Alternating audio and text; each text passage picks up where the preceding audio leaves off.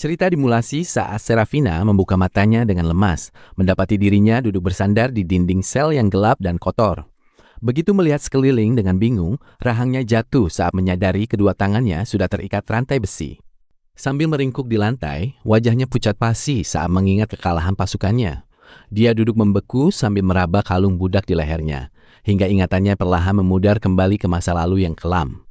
Pikiran Serafina melayang ke masa lalunya di sebuah lembah kering, tempat pertempuran besar terjadi.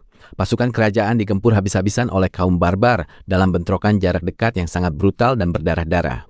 Sebagai kapten, Serafina terus membentak pasukannya supaya tidak goyah saat rentetan tembakan senapan mulai dilepaskan untuk menahan gempuran lawan yang semakin menggila. Dia bahkan turun langsung menebas dada prajurit barbar, namun pasukannya terus berjatuhan hingga menyisakan lautan mayat. Di tengah tumpukan jenazah ksatria, dia hanya bisa meneguhkan niat dari balik helmnya. Keadaan makin kacau saat Jenderal Feor yang raksasa muncul menghancurkan barisan depan sambil memanggul pedang berdarah. Dengan senyum buas, monster itu menunjuk Serafina dan menantangnya untuk berduel 1 lawan 1. Tanpa pikir panjang, Serafina memberikan pesan terakhir kepada bawahannya, lalu melompat tinggi menyerang Feor. Dia berlari gesit di tanah demi menjadi umpan agar sisa pasukannya punya kesempatan untuk melarikan diri. Senjata Serafina remuk seketika dihantam tenaga murni Feor yang mengerikan. Matanya membelalak ngeri saat menyadari sihir pamungkas andalannya sama sekali tidak mempan melawan monster kuat itu. Merasa sudah kalah, Serafina memohon eksekusi mati yang terhormat, tapi Feor malah menyeringai lebar memperlihatkan gigi tajamnya. Jenderal itu justru mengklaim tubuhnya sebagai harta sebelum kesadaran Serafina kembali ke masa kini. Lamunan itu buyar saat dia kembali ke sel yang gelap dengan napas terengah-engah. Serafina terus menelan ludah ketakutan sambil membayangkan nasibnya yang mungkin akan segera disiksa habis-habisan di meja interogasi. Karena imajinasi liar yang merendahkan harga dirinya, dia mulai berguling meratap frustrasi di atas lantai penjara. Wajahnya memerah padam menahan malu sebelum akhirnya dia bangkit berdiri dengan keringat yang bercucuran deras. Tangisnya pecah saat mengingat pasukannya hancur dan rakyatnya kelaparan. Dia memukul dinding sel karena merasa gagal menjalankan tanggung jawab sebagai ksatria pelindung kerajaan. Tepat saat itu, telinganya menangkap suara langkah kaki mendekat yang membuatnya langsung bersikap waspada. Dari balik jeruji, muncul sepasang kaki bersepatu bulu milik seorang pelayan yang kehadirannya sungguh tidak disangka-sangka. Begitu melihat keranjang yang dibawa pelayan itu, mata Serafina menyipit tajam penuh kecurigaan. Dia langsung membentak marah dan menuduh gadis di depannya sebagai algojo yang akan menyiksanya di ruang interogasi gelap. Tapi rupanya Cersei malah melepaskan gembok belenggunya dan menjelaskan tugas sebenarnya. Ternyata dia hanya disuruh merapikan penampilan Serafina karena sang ksatria terpilih untuk menjadi istri sah Jenderal Feor. Mendengar kabar buruk itu, Serafina mencoba memberontak. Meski tangannya diikat kuat ke dinding bata, dia hanya bisa merenungkan nasibnya sambil bersiap mental kalau rantainya dikencangkan untuk siksaan yang mengerikan. Sementara di luar kamp, Jenderal Feor tampak menyeringai lebar sambil menancapkan pedang besarnya ke tanah. Dia benar-benar menganggap sang ksatria sebagai harta rampasan perang yang paling memuaskan untuk segera dikuasai. Akibatnya, Cersei mulai berjongkok di dekat keranjangnya dan telaten mengusap sisa darah di kulit Serafina. Dia terus mengamati sang ksatria sambil memuji reputasi hebatnya demi mempersiapkan fisik calon pengantin baru. Napas Serafina memburu hebat karena murka. Dia merasa sangat terhina saat dedikasi ksatrianya kini cuma dinilai lewat bentuk fisik dan tajamnya pisau kecil milik Cersei. Setelah dipermalukan habis-habisan, Serafina akhirnya jatuh pingsan dan pikirannya melayang melihat kota dari udara hingga atap kastil megah di mana Sidious berwajah serius menunggunya sementara Serafina mendengarkan perintah. Di sana, tatapan tajam terpancar dari wajah tegas Sidious saat dia menyerahkan surat perjamuan mewah. Membuat wajah Serafina bingung sekaligus tegang saat Serafina mendengarkan tegang instruksi yang sangat memuakkan itu. Tapi pemandangan miris terlihat di jalanan. Ada pria kurus bersembunyi di balik bayangan sementara warga membaca pengumuman dengan lesu, tepat ketika kereta merah melintas membawa kaum elit menuju pesta kerajaan. Serafina tiba di rumah besar mewah, disambut pria membungkuk hormat. Saat Serafina bergaun merah muda, langsung merasa muak melihat suasana aula berpesta yang sangat riuh dan berisik. Akibatnya, telinga Serafina mulai panas mendengar para wanita bergaun bergosip tentangnya. Membuat wajah kesal Serafina sulit disembunyikan, sampai akhirnya wajah muak Serafina terlihat jelas saat rumor murahan mulai dilontarkan. Tanpa rasa bersalah, seorang wanita pirang menyapa dan mengajaknya ke taman mawar malam. Lalu mereka duduk di gazebo putih sambil si wanita tersenyum antusias menceritakan kekejaman musuh sebagai bahan candaan. Karena sudah tak tahan, Serafina marah berapi-api menghadapi wanita mengipas santai yang terus bicara dengan meremehkan perjuangan Ksatria, hingga ia pun memutuskan pergi meninggalkan ruangan yang terasa sangat menyesakan itu. Dia mulai melepas sepatu kesal, lalu menatap Sayu keluar kereta. Hingga jantungnya berdegup kencang melihat jalanan kusam kumuh yang penuh dengan aksi perampokan warga secara brutal. Tanpa ragu, Serafina menodongkan pedang tajam saat para perampok nekat menyerang. Dia bergerak cepat memukul mundur lawan, lalu melompat dengan pedang demi menyelamatkan nyawa orang tak bersalah yang nyaris terbunuh. Tapi saat melihat perampok menangis putus asa karena kelaparan, Serafina malah memberikan kalung permata miliknya sambil menurunkan ujung pedang, membiarkan para penjahat bersujud syukur karena mendapat bantuan yang tidak terduga.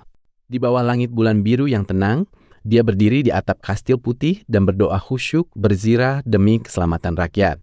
Namun, tiba-tiba jantungnya mencelos karena terkejut diganggu bayangan hitam besar.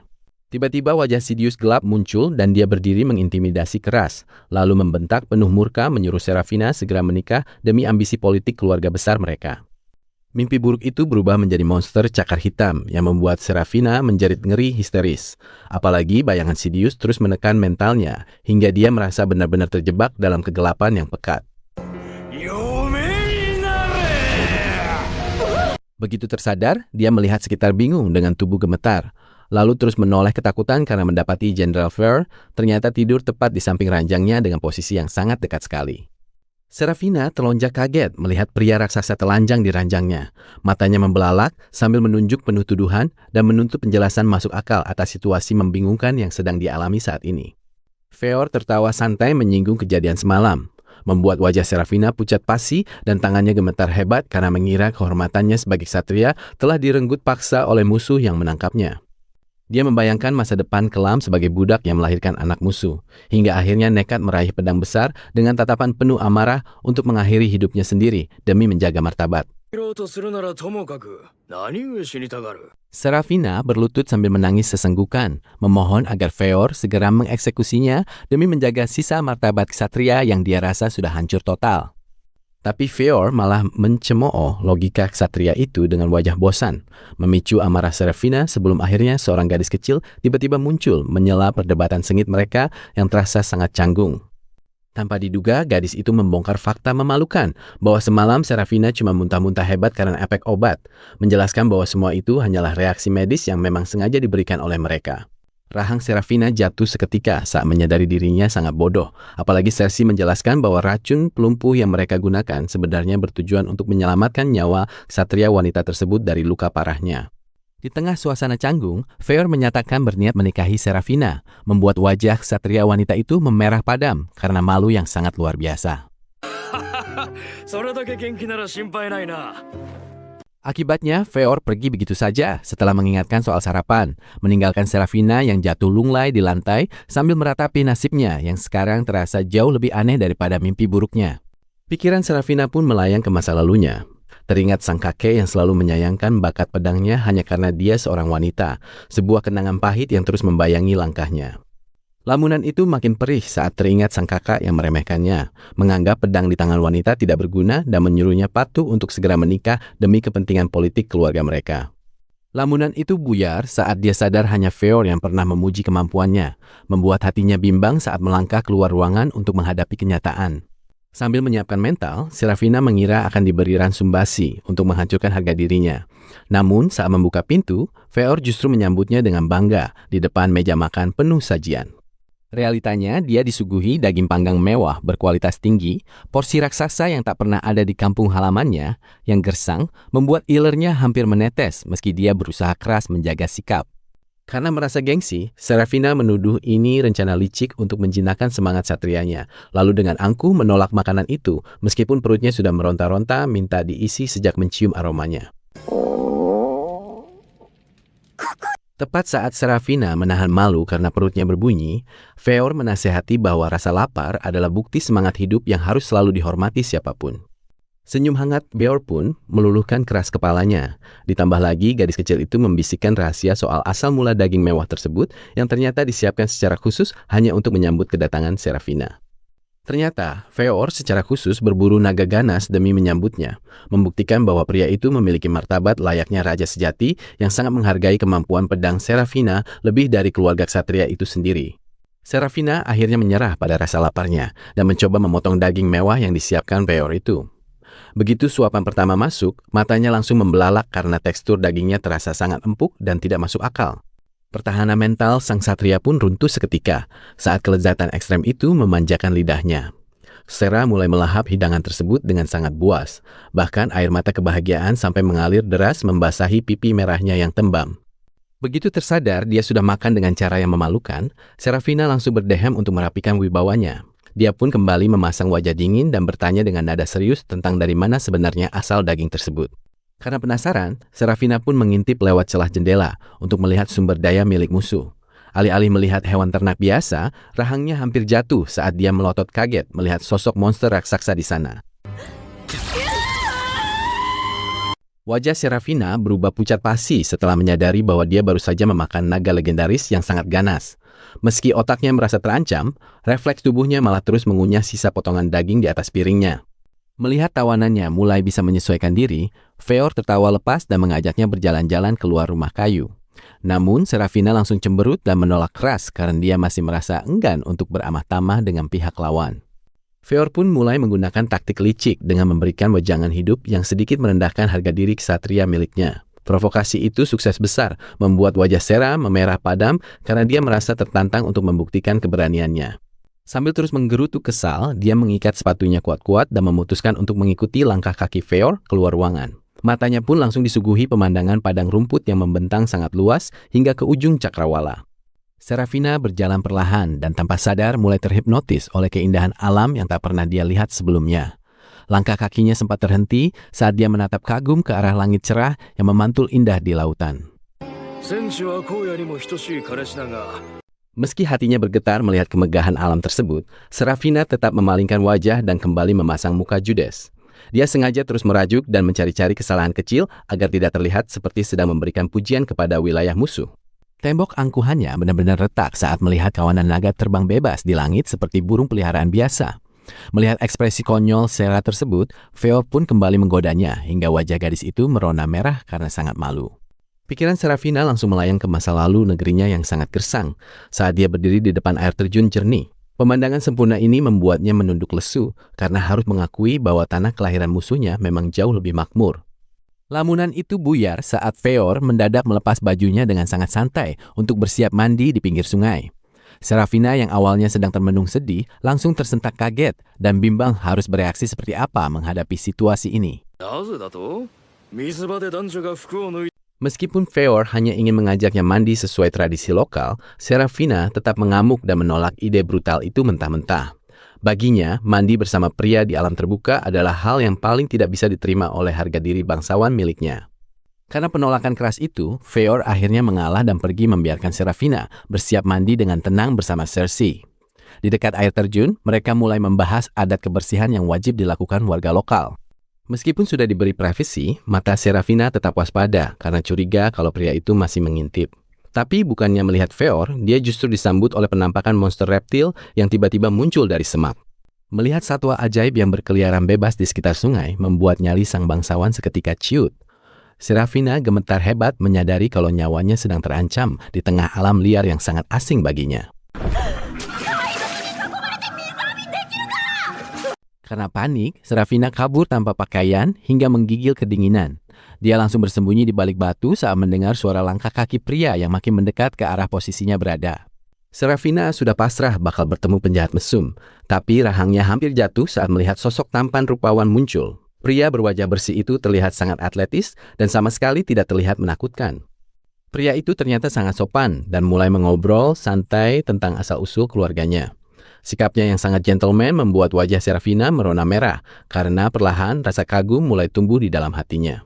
Begitu tahu pria ini memiliki darah ksatria, Serafina makin tersentuh saat tubuhnya yang menggigil dibalut dengan sebuah mantel hangat.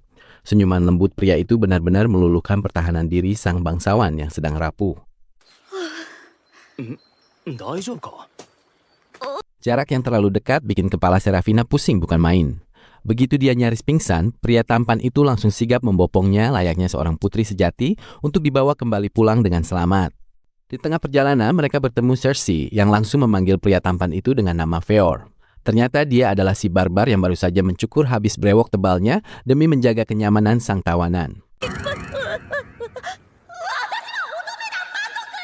Meski baru saja ditampar keras, Feor justru tertawa lebar sambil menjelaskan alasannya menjaga jarak selama ini.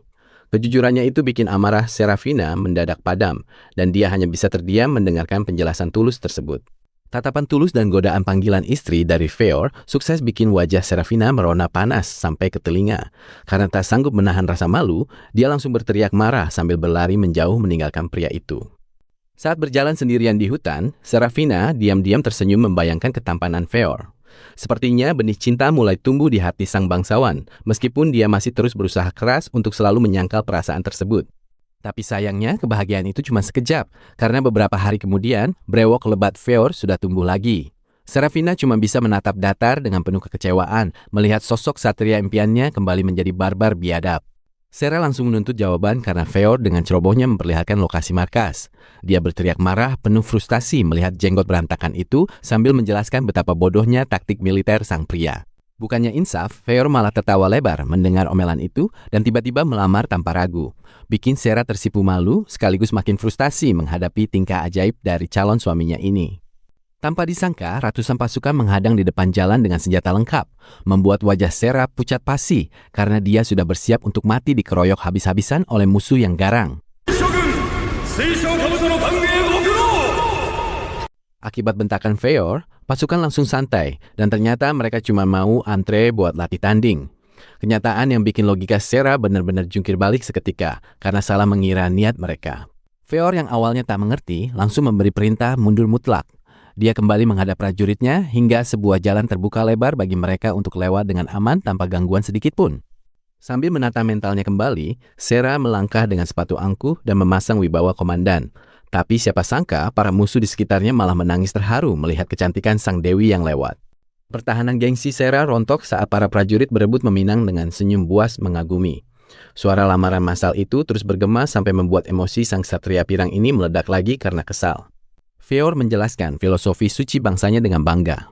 Seketika doktrin rasis di kepala Sera hancur lebur saat mereka mulai menyusuri jalan kedamaian yang tak pernah dia bayangkan sebelumnya dalam hidup. Setelah melihat aktivitas wajar keseharian itu, langkah Sera melambat sambil meresapi kehangatan komunal para wanita yang merajut damai. Dia pun mulai menyesali semua pikiran buruknya tentang orang-orang di sini. Feor langsung memandu mereka menuju sebuah rumah kayu yang cerobongnya mengepulkan asap. Tak lama dia pamit pergi untuk rapat tetua sambil berteriak memanggil sang pemilik rumah agar segera keluar menyambut. Begitu tirai terbuka, Aenna muncul dengan senyum lebar. Tapi kocaknya, Feor malah merangkul pundak Cersei dan memperkenalkannya sebagai calon istri yang sukses bikin wanita itu melotot kaget bukan main. Wajah Cersei langsung memerah, menahan malu saat harga dirinya sebagai ksatria diinjak-injak. Untungnya, ketel teh yang mendidih segera mengalihkan suasana canggung di dalam rumah tersebut. Aenna terus memuji anak-anaknya yang cekatan, sementara Cersei hanya bisa terdiam melihat si kecil Gatar, sanggup memanggul kayu bakar raksasa, yang membuktikan kalau mereka memang bibit unggul pejuang yang tangguh. Saat kayu mulai dilalap api perapian, Aenna menyajikan secangkir teh hijau hangat yang aromanya sangat menenangkan. Seketika itu juga rasa curiga di benak Cersei perlahan mulai memudar tanpa disadarinya.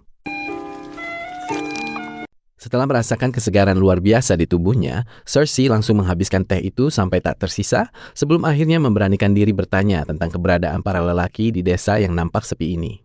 Aenna yang tadinya ceria mendadak menunduk dengan senyum sendu. Dia mengungkapkan kalau suaminya telah tewas dalam perang wilayah akibat serangan militer dari negeri yang dilayani oleh Cersei sendiri. Mendengar fakta itu, pundak Cersei langsung merosot dan matanya bergetar hebat karena merasa sangat berdosa. Dia mencoba membela doktrin satria di kepalanya, namun hati nuraninya justru menolak untuk bersikap keras. Melihat senyum tulus Gatar yang seolah memaafkannya, Cersei pun tak sanggup lagi menahan beban moral, lalu bersujud di lantai sambil menawarkan nyawanya sebagai penebus dosa atas kekejaman pasukan militer negerinya dulu. Enna justru menutup matanya dengan tenang sambil mengakui kesedihan yang pernah dia rasakan. Pengampunan tak terduga ini malah membuat batin Cersei semakin tersiksa karena tidak sesuai dengan hukum rimba ksatria. Pikiran Enna pun melayang ke masa saat dia mendampingi detik terakhir suaminya. Kemudian dia menjelaskan bahwa kematian bagi bangsanya adalah takdir suci yang tak perlu dibalas dendam. Lamunan itu buyar saat suasana rumah kembali hening. Cersei nampak terdiam meresapi filosofi tersebut yang perlahan meruntuhkan seluruh keangkuhannya di hadapan ketabahan luar biasa yang dimiliki oleh keluarga musuhnya ini. Sialnya, momen damai itu hancur saat peluit bahaya melengking tinggi. Langit-langit rumah mendadak meledak akibat serangan eksternal yang brutal hingga membuat mereka semua terjebak di tengah reruntuhan kayu dan kepulan debu. Kepulan debu masih tebal saat kaki raksasa menjebol atap, membuat Serafina terlempar ke lantai dan menatap ngeri pada wujud naga Tsukebekshi yang mendadak muncul mengintimidasi seluruh warga desa itu. Cersei mendekat menjelaskan bahwa naga itu ditarik oleh kepulan asap, memicu amarah Serafina yang langsung mengambil kendali dengan raut wajah tegas untuk menyuruh para warga segera melakukan evakuasi sekarang. Saat naga mulai terpancing tangisan bayi, Serafina justru menepis ajakan kabur dari Cersei dan mengkritik keras mentalitas warga barbar yang selalu pasrah menganggap kematian adalah takdir suci yang harus diterima. Sambil meneriakkan gelar ksatrianya, Serafina nekat menerjang sang naga yang membuat Cersei ternganga kaget melihat tawanan musuhnya itu pasang badan demi nyawa orang lain. Menyadari pertahanan sang monster ternyata cukup lemah, Serafina tersenyum arogan dan bersumpah takkan membiarkan satupun warga mati sebelum dia benar-benar melanjutkan serangan ronde keduanya dengan lebih ganas lagi. Sikap keras kepala yang heroik itu berhasil menyentuh hati Cersei yang tertawa sambil menangis syukur, memberi ruang bagi warga untuk lolos sementara Serafina sengaja menjadi umpan pengalih perhatian monster. Di perbatasan lain, pasukan Barbaroi yang dipimpin Feor akhirnya tiba dan langsung mendominasi pertempuran dengan menjerat serta memenggal kawanan naga secara sistematis menggunakan kekuatan mereka yang sangat luar biasa besar. Cersei muncul membawa kabar genting bahwa Serafina tertinggal sendirian, membuat raksasa Feor tanpa ragu melesat pergi demi menyelamatkannya dari ancaman maut yang sudah ada di depan mata. Kembali ke reruntuhan desa, kecepatan monster itu sukses membuat fisik Serafina terkuras habis, apalagi saat satu-satunya senjata andalannya akhirnya patah hingga membuatnya berdiri membeku menghadapi keputusasaan yang sangat nyata. Tanpa alat pertahanan di bawah rahang naga yang siap menerkam, sang komandan menunduk mengingat senyum warga yang ia lindungi, memilih memejamkan mata untuk menerima ajal dengan perasaan sangat damai. Setelah menebas monster itu sampai hancur, Feor membuka helmnya dan menunduk meminta maaf karena pahlawan desa mereka nyaris terbunuh, memperlihatkan wajah asli yang ternyata sangat ramah dan penuh hormat. Disuguhkan senyum hangat dari sosok pria perkasa yang menatapnya penuh iba. Dinding keras ksatria Serafina pun runtuh seketika, hingga air matanya mulai mengalir deras tanpa bisa dia tahan lagi. Memaklumi pelepasan beban dari gadis malang tersebut, Feor hanya tertawa lega, lalu menggendongnya pulang di bawah cahaya senja, sekaligus menghapus tuntas segala batasan status musuh yang pernah ada sebelumnya. Sera duduk santai minum di depan api unggun, tapi wajahnya memerah hebat pas ingat kejadian digendong Feor tadi, apalagi teman-temannya ajak ngobrol ramah, sampai dia tersipu malu sendiri. Tapi ketenangan itu buyar waktu peri kecil tiba-tiba muncul dan mengejek Sera yang lagi melamun, bikin dia langsung tersedak kaget sambil melihat makhluk mitos itu berputar riang di depannya. Karena nggak percaya apa yang dia lihat, Sera langsung berbalik cari Feor buat nuntut penjelasan. Tapi si pria cuma tersenyum tenang pas rombongan makhluk asing dipimpin Elder Fast datang mendekat. Kepala Sera langsung berdenyut pusing pas Nimhala menawarkan minuman dan Karkaroth muncul dengan elegan. Ternyata seluruh ras legendaris benar-benar ada di depan matanya sekarang dan dipuji Fast. Setelah momen pemberian itu, Feor meyakinkan Sera buat mencabut bilah pedangnya, dan seketika mata si ksatria melebar takjub melihat ukiran indah pada senjata yang kualitasnya terasa sangat luar biasa superior. Pas dia meneliti detail pantulan bajanya sambil teringat proses mencabut tadi, Sera langsung kena syok berat begitu dengar dari Elder Fast kalau pedang itu terbuat dari mithril, logam dongeng yang legendaris. Melihat Sera mulai terpancing, Feor secara resmi memperkenalkan Elder Fast yang bangga Nimhala, serta para peri kecil yang menari riang, biar sang komandan ksatria itu mengakui kalau keberadaan mereka nyata. Feor sama Karkaroth cuma bisa tersenyum memaklumi sambil tegaskan eksistensi mereka karena reaksi syok kultural yang ditunjukkan Sera memang sudah mereka duga sejak awal pertemuan mereka di desa ini. Pikiran Sera makin lumpuh total buat mencerna fakta sampai dia menunduk syok berat. Bahkan setelah terima daun penenang, tubuhnya malah tumbang melemas karena nggak sanggup lagi nanggung beban informasi segila ini. Lamunan Sera buyar pas Feor mulai bicara pelan soal alasan mereka bersembunyi, bikin si ksatria menatap kaget, lalu tertawa, ingat janji sambil melihat warga desa yang mulai asik bersosialisasi lagi. Sambil dengar Feor jelaskan aliansi, Sera melihat kehangatan ibu asuh bayi bareng pimpinan suku yang rukun, bikin dia sadar kenyataan pahit kalau selama ini dia cuma dimanfaatkan oleh propaganda bohong negaranya. Sera coba bertanya serius soal ancaman militer negaranya. Tapi yang bikin dia makin sinis adalah reaksi semua tetua yang malah tertawa meremehkan sebelum akhirnya Feor mencoba buat menenangkan suasana pesta tersebut. Tawa itu mereda pas Feor tegaskan niat kalau posisi netral aliansi ini nggak bisa diganggu-gugat karena mereka lagi fokus menghadapi musuh sesungguhnya yang jauh lebih mengancam dibanding sekedar urusan manusia. Feor lanjut jelasin kalau musuh mereka sebenarnya adalah Finns. Bikin Serafina menyimak serius sampai rahangnya hampir jatuh pas dengar eksistensi makhluk yang selama ini disembunyikan sama manusia. Suasana jadi tegang banget, sampai akhirnya Berit teriak riang buat memecah suasana suram, bikin warga desa kembali bersulang dan ngerayain Serafina sebagai pengantin dengan penuh semangat. Para kurcaci sama elf malah makin jadi nggodain Serafina soal momongan sampai dia kewalahan. Sementara Feor cuma bisa ketawa lepas sambil ngelihat pemandangan pesta yang benar-benar terasa hangat. Serafina melongo pas Ix jelasin sihir di pedang barunya. Apalagi ngelihat para peri menari yang bikin doktrin militer di kepalanya perlahan mulai runtuh berantakan. Pagi pun tiba dan Serafina bangun dengan kepala nyut-nyutan gara-gara mabuk berat semalam. Dia kaget setengah mati pas sholat tiba-tiba muncul dengan wajah datarnya yang sangat ikonik. Buat mastiin semua ini bukan mimpi, Serafina langsung nyabut pedangnya, tapi malah dibuat mematung pas ngelihat sosok pria tampan tanpa janggut muncul yang ternyata adalah wajah asli si Feor. Serafina langsung tersedak roti pemberian Sola yang ternyata daging naga. Bikin suasana romantis bareng Feor tadi langsung berubah jadi momen makan siang yang sangat rusuh. Pas lagi asik makan, Feor bilang kalau ada tamu spesial yang nyariin dia. Sampai mereka jalan ke pusat desa buat nemuin seorang wanita yang udah berdiri nunggu di sana. Wanita hamil itu nyambut dengan senyum lebar penuh kerinduan. Sementara Serafina cuma bisa melongo kebingungan karena benar-benar nggak ngenalin siapa sosok yang ada di depannya saat ini. Pikiran Serafina langsung melayang ke masa lalu pas dengar nama Naelea. Ingatan soal ksatria muda berbaju zirah yang dulu bertempur bareng dia di medan perang mendadak muncul kembali. Serafina gemetar ingat tebasan maut itu. Dia syok karena yakin bawahannya udah mati. Tapi Naelea justru berdiri di depannya sambil kasih senyuman yang sangat tenang. Naelea cuma tertawa geli ngelihat mantan komandannya yang kaku kayak batu. Dia pun langsung ajak Serafina masuk ke rumahnya buat ngobrol santai sambil nyiapin air panas di perapian. Serafina duduk merenung pas dengar kalau suami Naelea adalah musuh yang dulu mengalahkannya. Bikin dia sadar kalau selama ini kerajaannya udah membohongi dia soal kekejaman kaum barbar. Naelea mulai membuka obrolan santai, tapi rahang Serafina mendadak jatuh saat mendengar fakta soal umur Feor yang sebenarnya jauh lebih muda. Sampai-sampai dia gemas menarik pipi pria itu karena tidak percaya.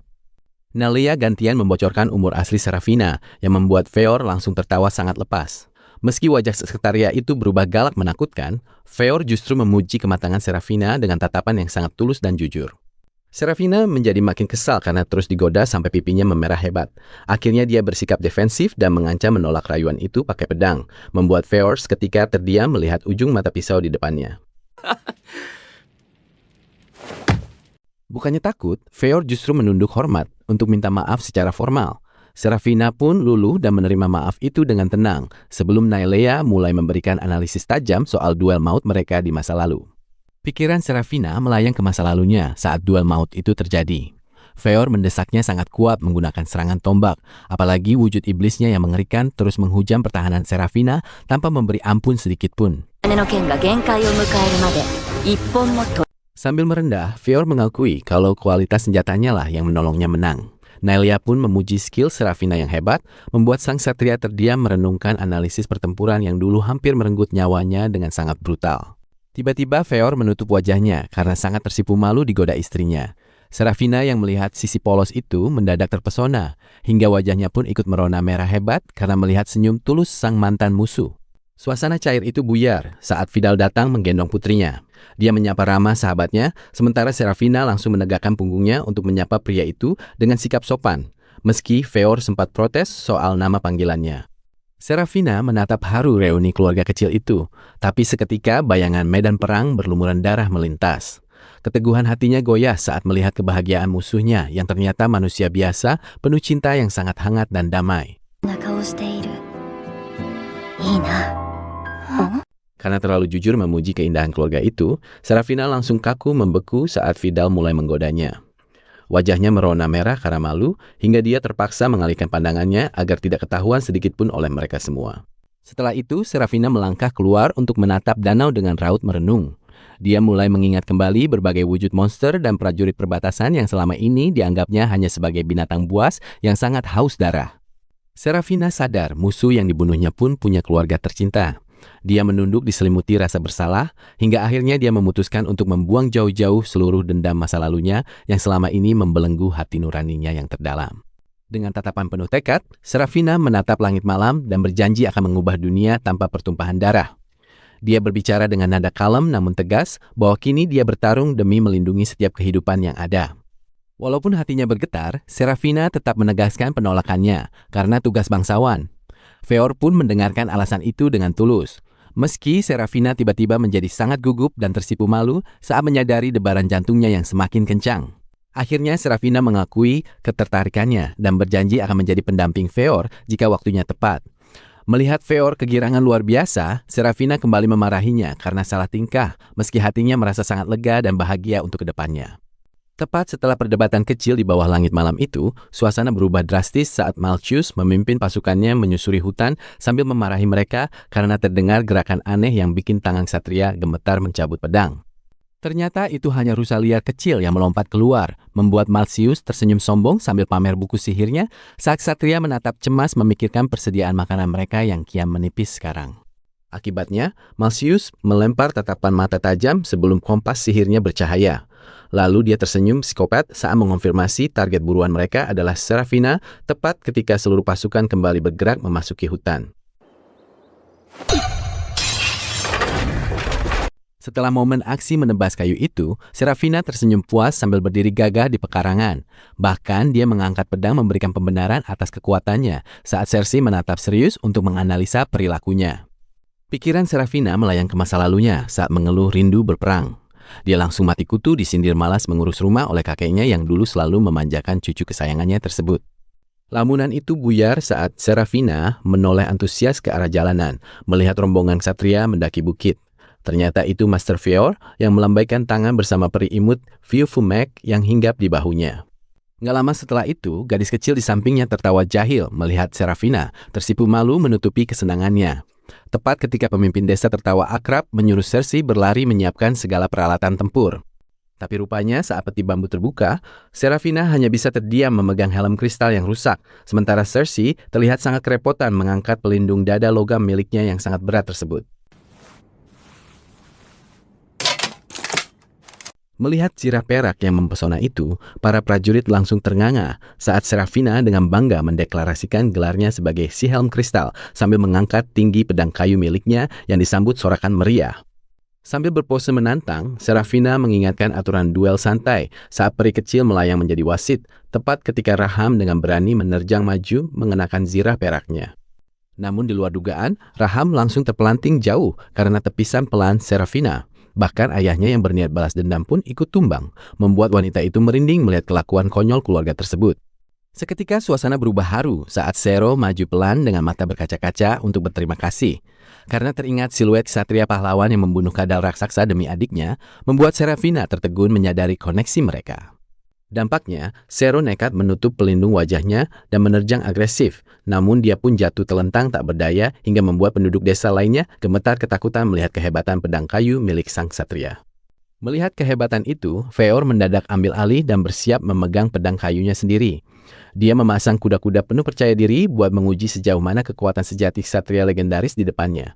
Sementara Serafina membalasnya dengan tatapan tajam yang dibalut aura biru pekat. Saat duel dimulai, Tevye asik menjelaskan filosofi kekuatan batin pada si bocah yang menyimak dengan sangat serius. Peri itu bilang kalau pertarungan level tinggi ini didorong oleh tekad murni, bukan cuma sekedar fisik. Tepat saat kedua ksatria itu mulai beradu pedang dengan sengit. Akibatnya, benturan pedang kayu terdengar sangat keras saat Serafina dan Feor saling menangkis serangan dengan kecepatan sangat tinggi. Mereka berbalas tebasan yang brutal, seolah-olah sedang memamerkan kelas komandan elit yang gak mau mengalah. Sementara penjelasan Tevye soal tekad batin terus berlanjut. Bocah itu sampai tertegun melihat kilatan energi biru dan merah yang menyelimuti pedang mereka. Dia pun mengangguk paham saat Tevye tersenyum puas melihat teorinya terbukti nyata di depan mata. Tapi karena cuma terbuat dari bahan kayu biasa, pedang mereka akhirnya hancur berkeping-keping dan pertandingan pun berakhir seri. Serafina tersenyum puas sambil menatap sisa pedang patahnya, sementara Feor malah membuka helmnya lalu tertawa terbahak-bahak merasa sangat lega dengan hasil latihan tersebut. Nggak lama setelah itu, kedua ksatria ini malah bercengkerama santai layaknya teman lama yang sudah tidak bertemu bertahun-tahun. Feor menunjukkan senyum yang sangat ramah, sementara Serafina tertawa ceria yang membuat si bocah cuma bisa melongo melihat keakraban mendadak para petarung hebat tersebut. Tapi ketenangan itu langsung buyar saat seorang kakek pembawa pesan datang dengan wajah pucat pasi. Dia berteriak panik mengabarkan ada naga raksasa yang terluka sedang bergerak menuju desa, membuat Feor langsung memasang ekspresi tegang, sementara Serafina terperanjat mendengar kabar darurat itu. Tanpa buang waktu, mereka segera menelusuri hutan lebat untuk mengintai keberadaan naga liar yang perilakunya terasa sangat ganjil. Feor dan Serafina terus mengawasi dengan waspada, karena seharusnya naga punya insting kuat buat menjauhi pemukiman manusia kalau tidak ada alasan yang mendesak. Pikiran Feor melayang ke masa lalunya saat mendengar laporan kecurigaan soal naga-naga yang sengaja diserang manusia. Transisi wajah tegangnya menunjukkan kalau dia mulai menghubungkan pola perburuan aneh ini dengan rentetan amukan monster yang terjadi belakangan ini di sekitar pemukiman warga desa.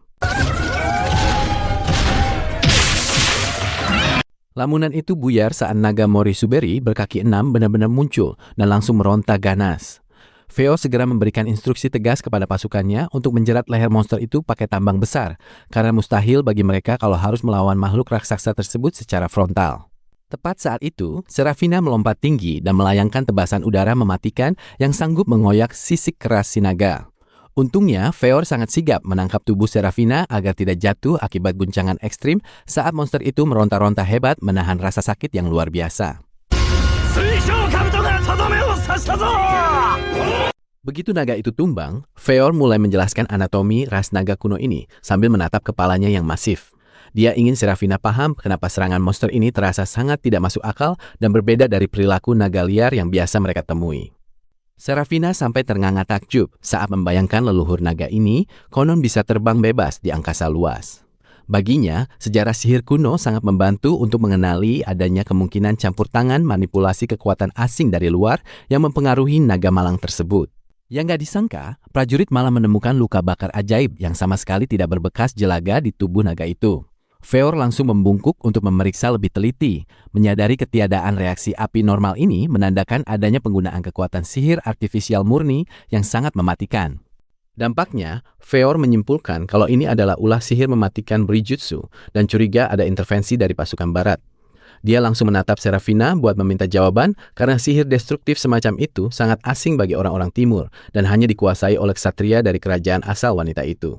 Tebakan itu seketika memicu memori Serafina tentang ritual pendeta Kamoneras dan Biarawati dengan sihir penyembuh yang dia kenal. Kini dia menatap penuh keraguan, menyadari kalau Ordo yang mengejarnya kemungkinan besar menyimpan kekuatan gelap yang jauh lebih mengerikan dari apa yang dia bayangkan. Tevye tiba-tiba muncul dengan wajah panik membawa peringatan darurat, membuat jantung Serafina seolah merosot, sementara Feor langsung berteriak memberikan instruksi agar seluruh pasukan segera bersiap menghadapi ancaman yang mendekat. Pikiran Feor melayang ke masa lalu saat dia menjelaskan soal stagnasi alam yang mengerikan sambil mengenakan helm naganya. Teringat bagaimana bayangan gelap Malchus mulai meracuni dunia ini dengan sihirnya. Saat para ksatria pirang mulai tumbang, Malchus justru tersenyum puas sambil merapal mantra dari buku sucinya yang bersinar terang. Sebuah memori kelam yang kini menghantui langkah rombongan Serafina menyusuri hutan. Lamunan itu buyar saat mereka menemukan bangkai monster yang hangus. Dan tiba-tiba, Malcius muncul dengan senyum sinis yang membuat bulu kuduk Serafina berdiri seketika karena kaget melihat keberadaannya. Serafina mencoba bicara baik-baik untuk meredam suasana, tapi Malcius justru menunjuk mereka dengan penuh amarah sambil menghina orang-orang timur sebagai sekumpulan barbarian yang sama sekali tidak mengerti hukum suci kerajaan. Malcius malah makin menjadi-jadi dengan melemparkan tuduhan palsu yang menginjak-injak harga diri Serafina, membuat gadis itu gemetar menahan emosi sebelum sang pendeta kembali menyiapkan sihir penghancurnya yang sangat mematikan. Setelah melihat pancaran sihir itu, Serafina sadar kalau inilah penyebab luka naga sebelumnya. Sementara Feor langsung menghardik Malcius karena telah lancang mencuri esensi kehidupan alam demi memuaskan kesombongan kekuatannya. Meskipun Serafina sudah memohon dan Feor menawarkan jalan damai, Malcius tetap keras kepala menolak mentah-mentah semua itu dengan tatapan mata yang sudah terlihat sangat haus akan darah dan kehancuran. Tanpa peringatan, Malcius melepaskan tembakan sinar putih raksasa yang meledakkan seluruh area, membuatnya tertawa sombong karena yakin kalau Feor sudah hangus terpanggang menjadi abu di balik kepulan asap yang tebal. Tapi begitu asap menipis, rahang Malcius seolah mau copot melihat Feor tetap berdiri tegak tanpa luka sedikit pun. Bahkan pria tua itu melangkah santai sambil memberikan tatapan menantang yang sangat meremehkan. Karena sudah benar-benar kehilangan muka, Malcius meronta histeris dan memaksakan sihirnya hingga menciptakan pusaran ungu yang menyedot nyawa tumbuhan di sekitarnya sampai kering kerontang demi mendapatkan kekuatan yang lebih besar lagi. Malcius kaget setengah mati karena tentakel monster tiba-tiba muncul dan malah melilit tubuhnya sendiri. Tepat saat Feor menarik pedang besarnya untuk menahan langkah Serafina agar tidak mendekati kekacauan tersebut. Akhirnya tubuh sang pendeta tertelan sepenuhnya oleh kegelapan dan berubah menjadi sosok Fiend raksasa bermata banyak yang sangat mengerikan, meninggalkan Serafina yang hanya bisa menatap ngeri pada ancaman bencana ini. Situasi langsung berubah kacau saat sosok Fiend bertentakel raksasa tiba-tiba muncul dan menyergap Malcius yang lengah, membuat Sera membeku ketakutan, sementara Feor berteriak memperingatkan tentang bahaya mengerikan di depan mata mereka. Dengan tatapan tajam, Feor menyarankan agar Malcius dibunuh saja demi keselamatannya. Namun para ksatria pirang malah nekat menyerang monster itu, hingga tentakel besarnya mulai mengamuk membalas serangan mereka dengan beringas. Melihat pengawalnya tewas, Malcius menangis histeris saat lilitan tentakel itu semakin kuat menghisap jiwanya sambil memaksanya melihat kembali kenangan paling traumatis dalam hidupnya, yang kini dipenuhi dengan jeritan penderitaan yang memilukan. Sera tak mau diam saja. Dia langsung menerobos perintah Feor dan menebas tentakel penghalang menggunakan pedang bercahaya birunya dengan penuh tekad membara. Tapi sialnya, Sera justru tertangkap tentakel saat mencoba meronta melepaskan diri. Untungnya, auman Sonic Feor langsung menggelegar menyelamatkannya hingga gadis itu bisa kembali bangkit berdiri dengan sigap demi melanjutkan perlawanan. Tanpa disangka, para prajurit Beastman seperti Gamelan dan Raham maju bergabung membantu sebagai bentuk balas budi, membuat mata Sera berkaca-kaca sambil tersenyum haru melihat dukungan pasukan yang kini bersiap tempur. Feor segera membagi tugas agar pasukannya menjadi pengalih perhatian, sementara Sera mengangguk paham dengan senyum penuh percaya diri tepat saat sang master kembali mengaum keras untuk memulai serangan pamungkas mereka. Akhirnya monster itu hancur berkeping menjadi debu cahaya, dan Sera dengan sigap menangkap Malcius di udara sebelum mendarat dengan selamat di tanah lapang. Begitu terbangun di dalam penjara, Malcius langsung berdoa dengan putus asa. Namun dia malah menjerit histeris saat melihat Feor dan gadis ksatria itu tiba-tiba datang menghampiri sel tahanannya yang dingin dan gelap. Sang pendeta terus mengancam dari balik sel dengan nada sombong.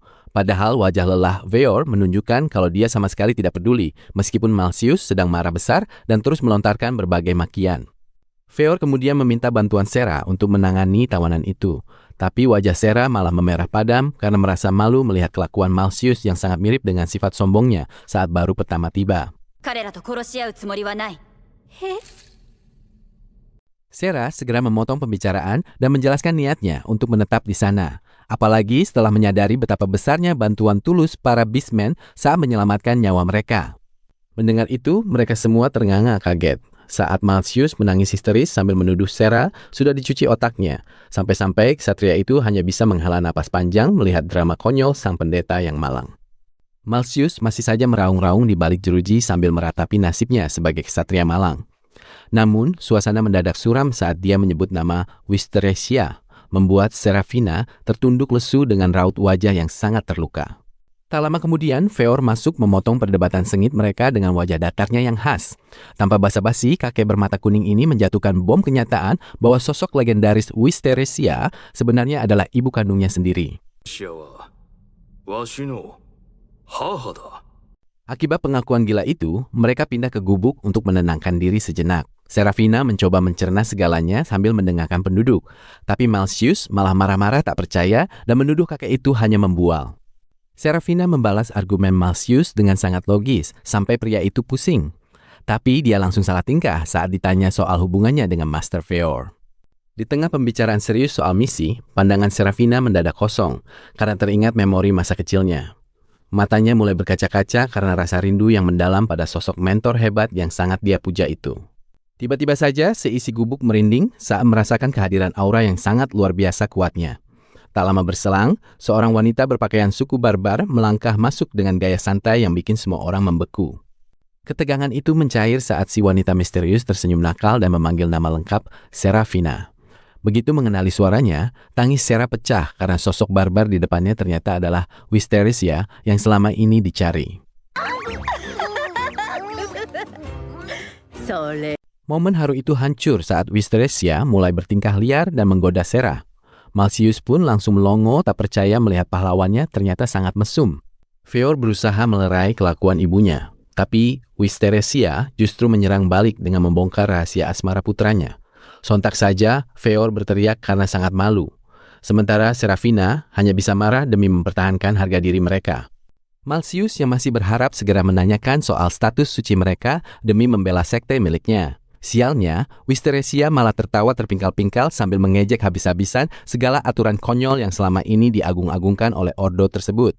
Setelah puas tertawa, Wisteresia menatap Serafina dengan bangga karena berhasil meraih kemenangan besar. Tak ingin drama berlanjut, Feor pun segera mengajak mereka semua untuk keluar dan bergabung dalam perayaan yang sudah disiapkan. Rombongan pun tiba di pantai yang sangat meriah. Menatap monumen naga raksasa, Serafina akhirnya bisa tersenyum lebar karena merasa sudah menemukan tempat pulangnya. Serafina langsung terpaku melihat cara warga desa memotong hasil buruan besar dengan sangat terampil. Rasa hormatnya pun perlahan menggantikan prasangka buruk yang selama ini dia simpan terhadap kaum Beastmen tersebut. Begitu aroma daging panggang menyengat hidungnya, dia tak tahan lagi dan langsung menggigit potongan besar sambil mengunyah nikmat sampai matanya terpejam saking lezatnya hidangan desa yang luar biasa itu. Master Feor kemudian menyodorkan sate daging spesial berlapis saus yang bikin Serafina sangat terkejut, sampai-sampai pikirannya melayang jauh ke angkasa karena rasa gurih yang meledak hebat di dalam mulutnya. Tepat saat asik mengobrol, Wisteresia muncul menyodorkan semangkuk arak kristal bening yang aromanya sangat kuat dan menggoda iman siapapun yang mencium bau harum cairan tersebut. Wisteresia terus menggoda muridnya untuk mencoba minuman itu, dan karena merasa sangat aman di lingkungan baru ini, Serafina langsung menenggak habis seluruh arak tersebut sekaligus tanpa ragu sedikit pun. Akibatnya wajah Serafina langsung memerah padam, dan dia mulai bertingkah sangat konyol. Pemandangan memalukan ini sukses membuat Malcius yang melihatnya dari kejauhan merasa ngeri sekaligus kecewa pada sosok pahlawannya. Di sisi lain, Malcius awalnya mencoba tetap tegang dan menolak kebaikan warga desa.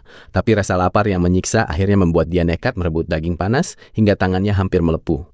Sambil duduk di tanah, dia mulai mengunyah pelan dan akhirnya terpaksa mengakui kalau masakan kaum yang dia benci ini rasanya sungguh lezat di lidahnya.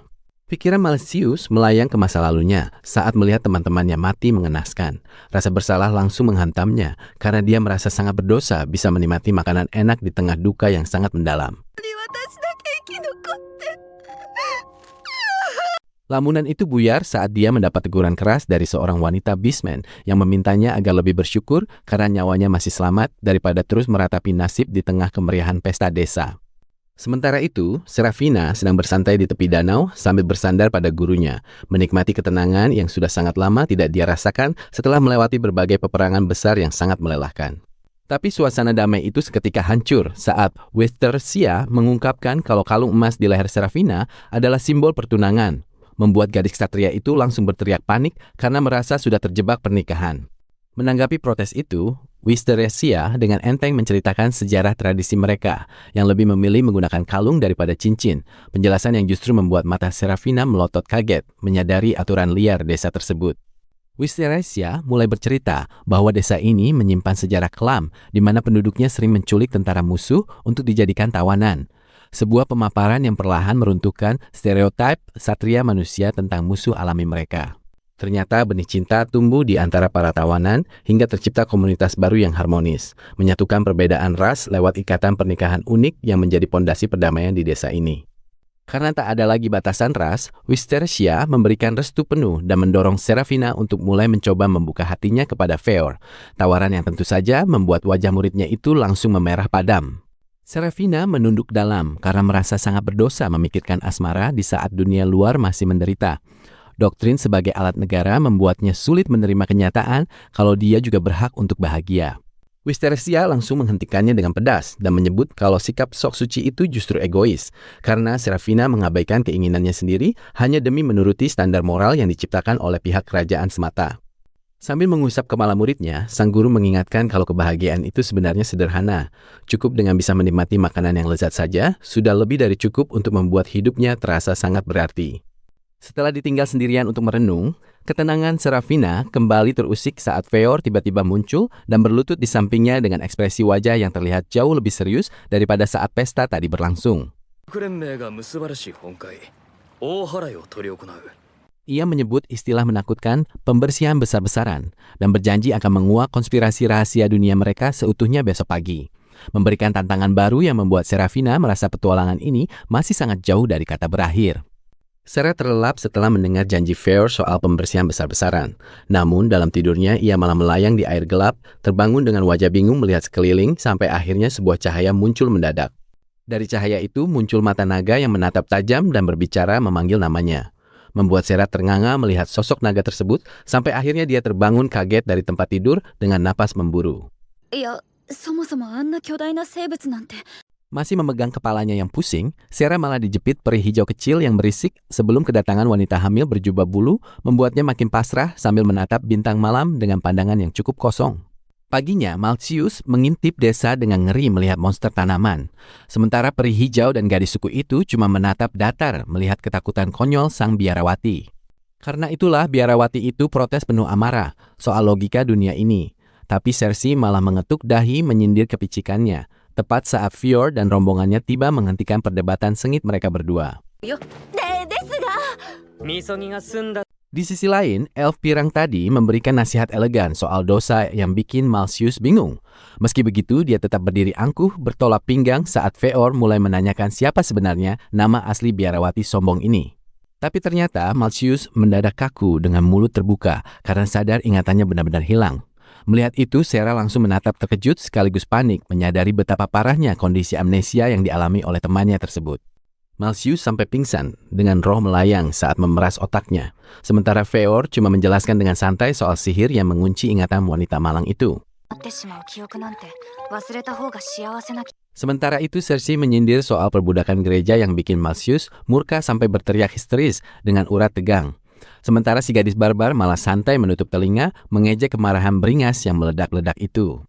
Makanya tanpa basa-basi, Malthius langsung mencekik baju dan mengguncang Cersei secara brutal.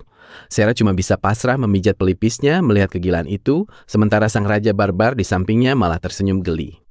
Sarah pun membiarkan saja mereka bergulat di tanah saat Cersei mencoba menindih lawannya. Namun Malthius segera membalikan kuncian dengan beringas hingga membuat gadis barbar itu menangis kesakitan akibat serangan balasan tadi.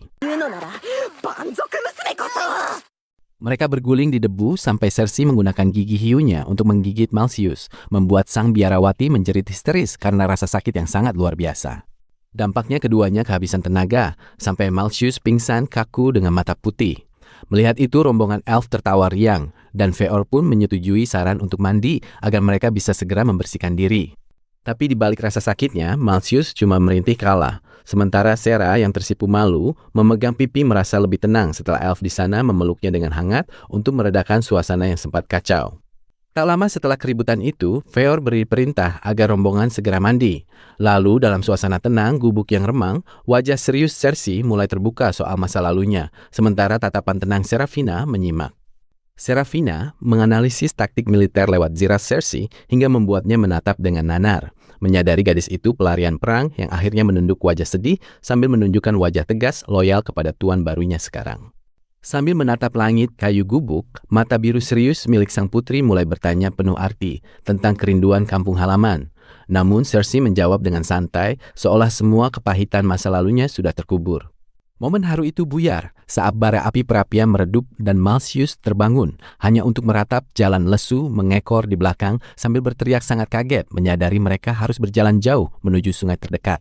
Malcius mendadak syok luar biasa dengan wajah memerah malu tepat saat Cersei mengejek kalau bau badannya sudah mirip bangkai tikus yang membusuk selama berhari-hari akibat tidak pernah mandi selama di hutan. Sambil menutup hidung mengejek, ingatan Malcius mendadak terlempar ke memori hujan lumpur kotor saat jadi tawanan. Keringat putus asa pun mengucur deras sampai Serafina datang untuk hibur sedih yang melanda batin biarawati itu.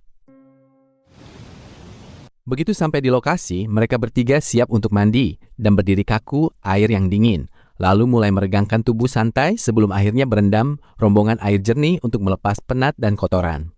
Cersei bicara percikan air sambil menjamin wilayah ini aman. Kemudian Serafina sodorkan kain kepada Malcius selagi bicara dengan serius bahwa air mengalir tubuh mereka benar-benar sudah membersihkan segala rasa lelah yang ada. Malcius tetap merengek, wajah sedih dengan ekspresi ketakutan cemas karena trauma naga.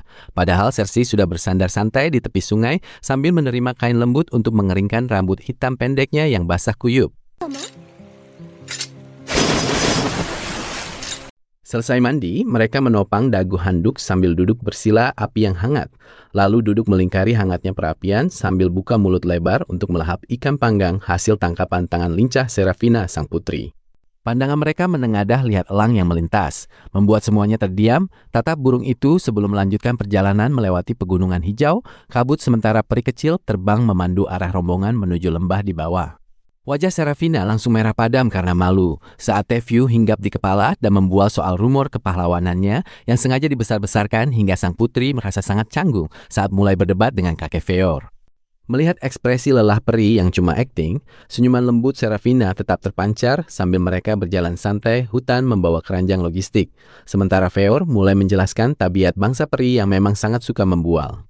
Meski tadinya bertolak pinggang lucu dan tertawa sangat keras, candaan Tevyew langsung terhenti saat melihat ekspresi serius Feor di bawah cahaya putih terang yang menyelimuti wilayah hutan yang nampak rusak parah secara misterius. Hutan gersang memutih dengan pemandangan pohon mati tertutup debu langsung menyambut mereka, membuat rombongan terdiam saat mulai jalan masuk padang yang mengerikan ini tanpa ada lagi senyum jahil yang tersisa dari wajah mereka.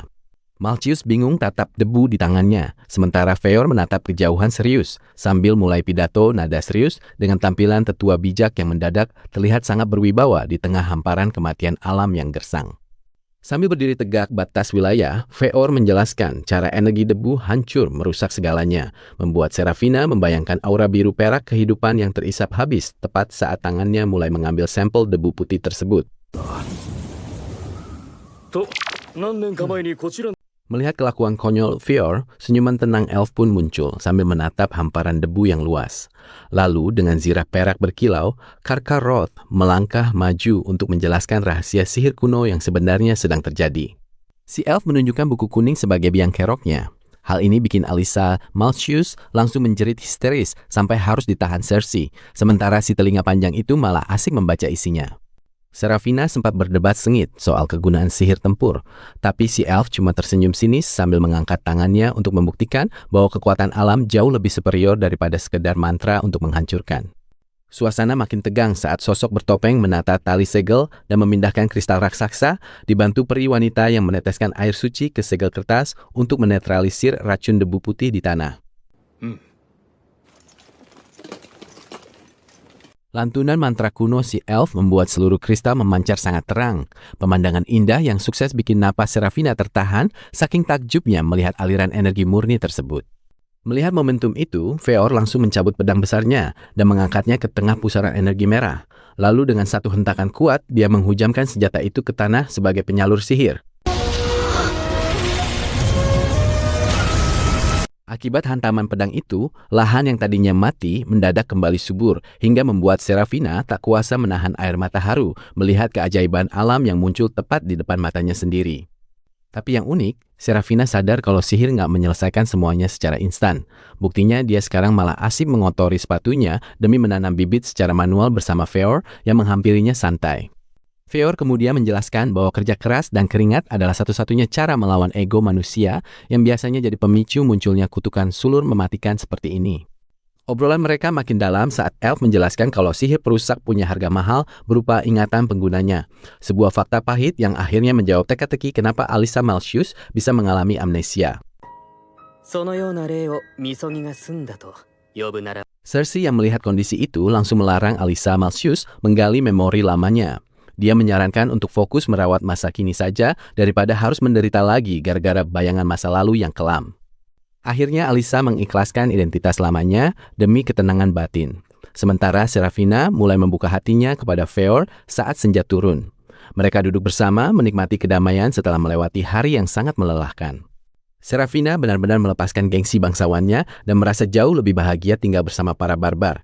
Matanya berbinar cerah seolah baru saja menemukan rumah yang selama ini dia cari. Hari bersejarah itu ditutup dengan pesta barbeque liar yang sangat meriah. Sebuah perayaan hangat yang membuktikan kalau perbedaan kasta sudah nggak ada artinya lagi di antara mereka yang berjuang bersama.